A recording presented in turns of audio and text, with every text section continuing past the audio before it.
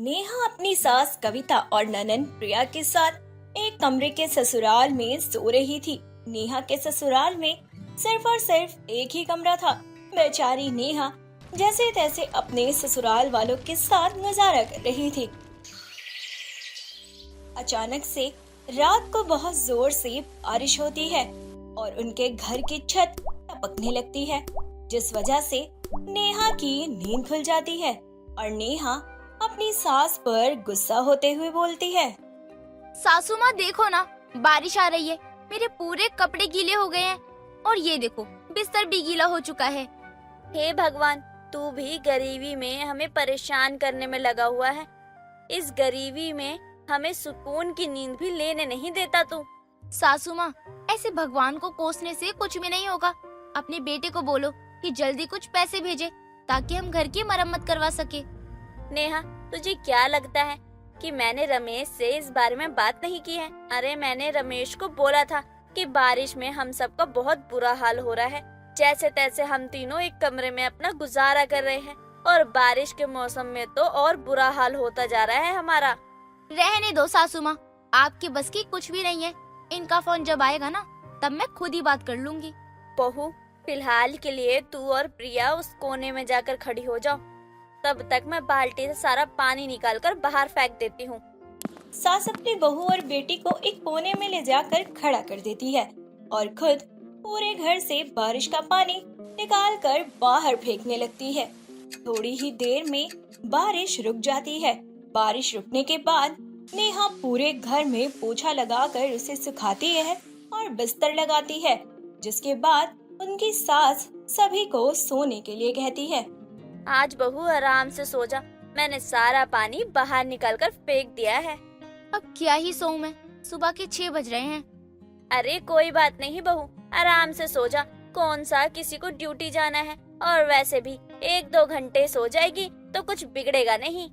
अच्छा ठीक है सासू माँ, जब आप इतना बोल ही रही हो तो मैं ठीक से सो जाती हूँ। नेहा और प्रिया दोनों जाकर फिर से सो जाती हैं। तो वही सास पूरे घर की अच्छे से साफ सफाई करने में लगी रहती है और अपनी बहू और बेटी दोनों के लिए चाय बनाती है और उन्हें चाय पीने के लिए देती है। ऐसे ही 2 दिन तक मौसम फिर से अच्छा हो जाता है और एक सुबह बहुत तेज धूप निकलती है। सास घर के आंगन में गेहूं साफ कर रही होती है। इसी बीच नेहा अपनी सास के पास आती है और साथ में मिलकर गेहूं साफ करवाने लगती है। सच में जल्दी जल्दी गेहूं साफ कर लो, मौसम का कुछ पता नहीं है कब खराब हो जाए। आज ऐसा क्यों लग रहा है जैसे कि बारिश आएगी। अरे नेहा बहू, ऐसा मत बोल। तुझे पता है कई दिनों से मैं सोच रही थी कि गेहूं साफ करके धूप में सूखने के लिए डाल दूं, लेकिन कई दिनों से मौसम ही खराब था। आज मौका मिला है कि आज मैं गेहूं को अच्छे से साफ करके धूप में सुखा दूं, क्योंकि घर में आटा भी तो खत्म हो चुका है ना। हाँ सासू माँ, घर में आटा खत्म होने के साथ साथ और भी सामान खत्म हो गया है। एक तो ना हमारे पास पैसे हैं और ना ही कहीं बाहर जाने वाला मौसम है।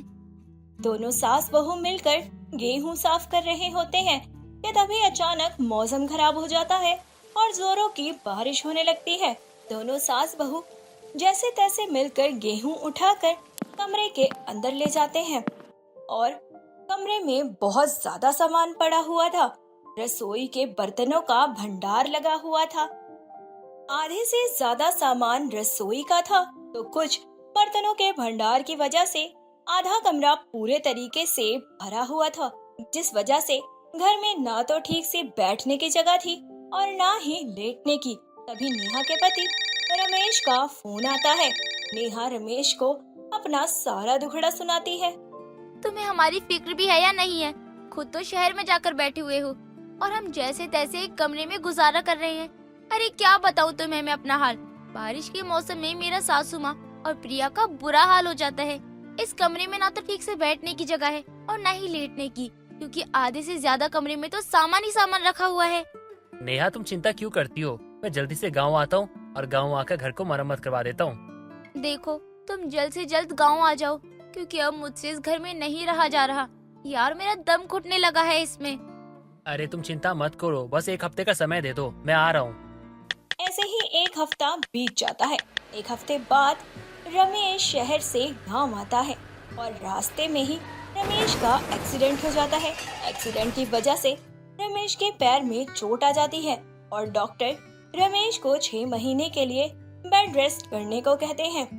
इतना सब होने के बाद घर की स्थिति धीरे धीरे और भी खराब हो जाती है। अब नेहा को कुछ समझ नहीं आ रहा था कि वो करे तो क्या करे, क्योंकि घर में पैसे रमेश ही कमाता था और घर की मरम्मत भी करवानी थी और अब रमेश का इलाज भी करवाना था।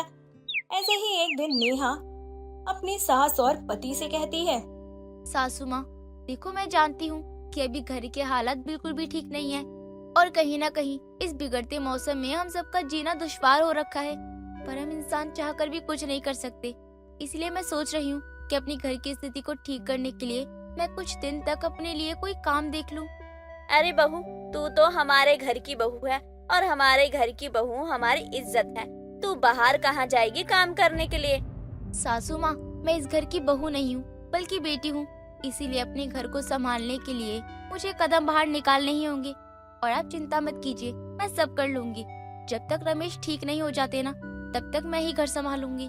नेहा बहुत बहादुर थी। वो अपने घर की स्थिति को सुधारने के लिए खुद के लिए काम देखना शुरू कर देती है। नेहा गांव के सरपंच के यहाँ साफ सफाई का काम ढूंढ लेती है। देखते ही देखते 1 महीने के बाद नेहा को कुछ पैसे मिल जाते हैं, जिनसे वो अपने घर की छत की मरम्मत करवाती है। कुछ ही दिनों में छत की मरम्मत हो जाती है। इसी दौरान खूब अच्छी धूप भी निकलती है, जिससे छत जल्दी से सूख जाती है। ऐसे ही अब रमेश की तबीयत भी पहले से ज्यादा सुधर चुकी थी और रमेश अपनी पत्नी से कहता है, नेहा, अब मैं पहले की तरह ठीक हूँ। अब धीरे धीरे मैं चल भी पा रहा हूँ। देखना, 1 महीने के अंदर ना मैं अपने पैरों पे खड़ा भी हो जाऊंगा। और हमारे बुरे वक्त में तुमने हमारा बहुत साथ दिया है। तुम्हारा उसके लिए ना बहुत बहुत धन्यवाद। मुझे तो ऐसा लगा था मेरी हालत के बाद सब कुछ खत्म हो जाएगा, लेकिन तुमने सब कुछ संभाल लिया। अरे बस बस, अब इतनी भी तारीफ मत करो मेरी। ये तो मेरा फर्ज था कि मैं अपने पूरे परिवार को ऐसे बुरे वक्त से बाहर निकालूं। नेहा, तुम्हारा बहुत बहुत शुक्रिया बेटा। मैं तुम्हारा ये एहसान जिंदगी भर नहीं भूलूंगी।